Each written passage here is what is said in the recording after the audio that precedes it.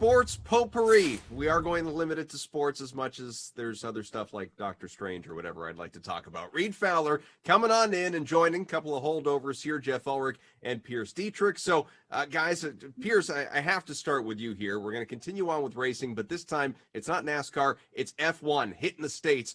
What do you expect here? You know, do you have a winner in Miami?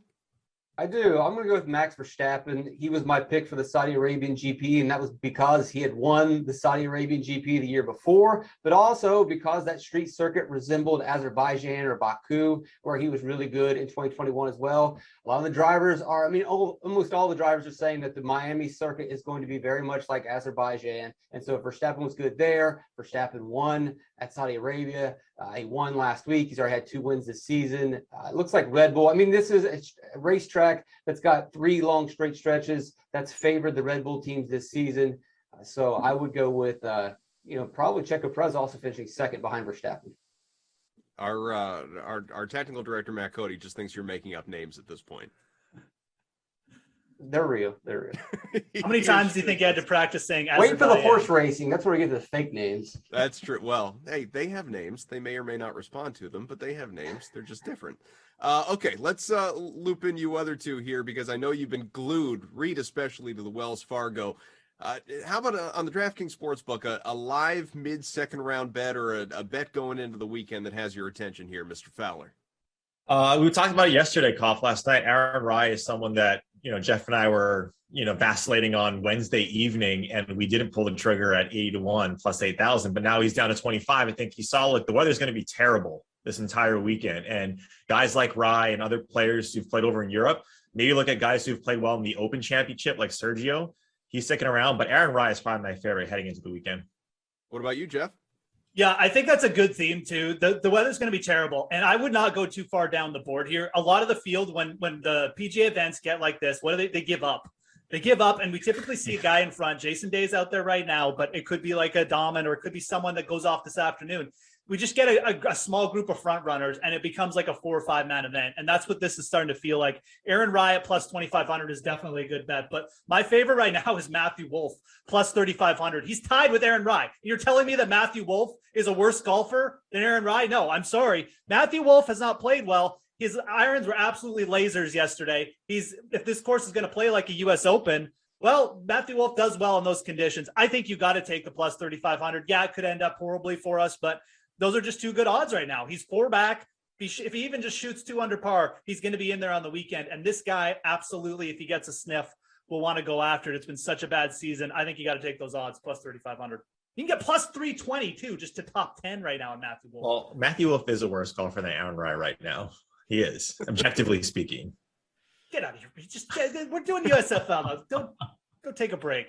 All right. Well, that transitions us, I guess, to football. We're going to go back to Pearce. We had the NFL draft last week and weekend, but this time of year, Pearce, we do talk USFL. So is there a must roster for this weekend for you, DFS-wise?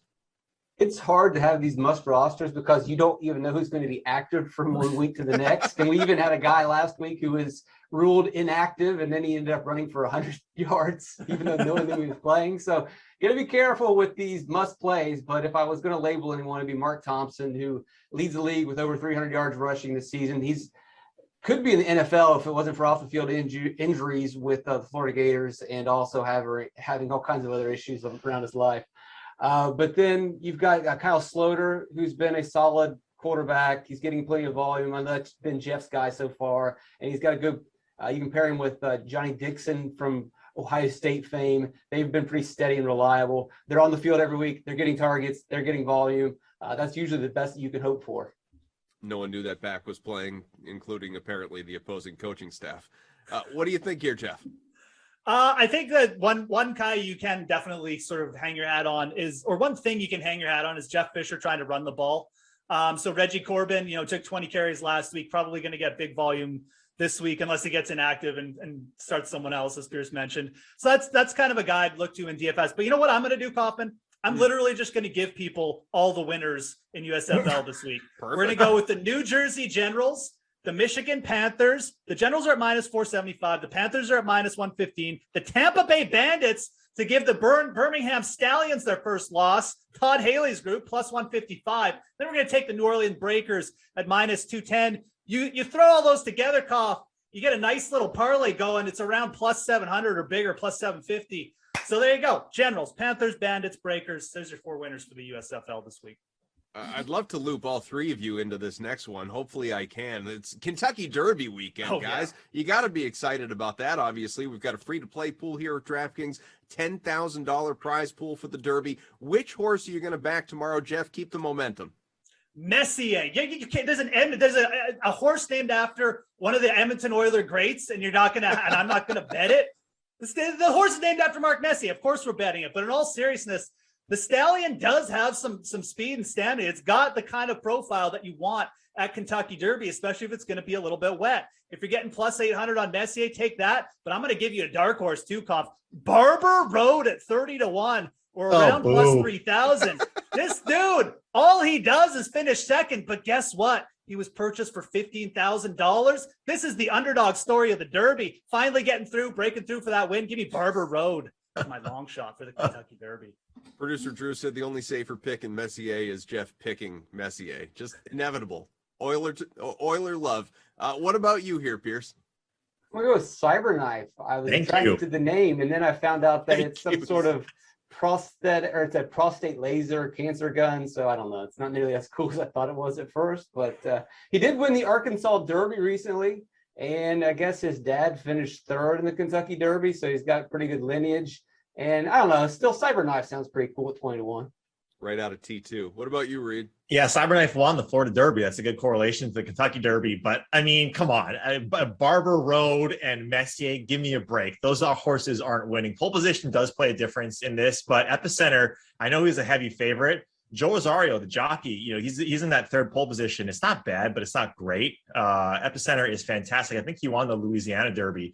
But I'm with Pearce here. I like Cyberknife and White Abarrio, both 15 and 16 in the pole position. White Abarrio, he's someone, too, that has a lot of pedigree coming into this. This should be fun. It might be a little bit money, though, in Kentucky. When I hit the Barber Road Eric Jones parlay this week, I'm not even coming into work next week. So. Free vacation, Geoff Ulrich. You might not be asked to come back to work once those guys finish dead last. Yeah, well, that's what you don't hear behind the scenes. If we can keep your answers to like 15 seconds for this last one, we'll wedge it in.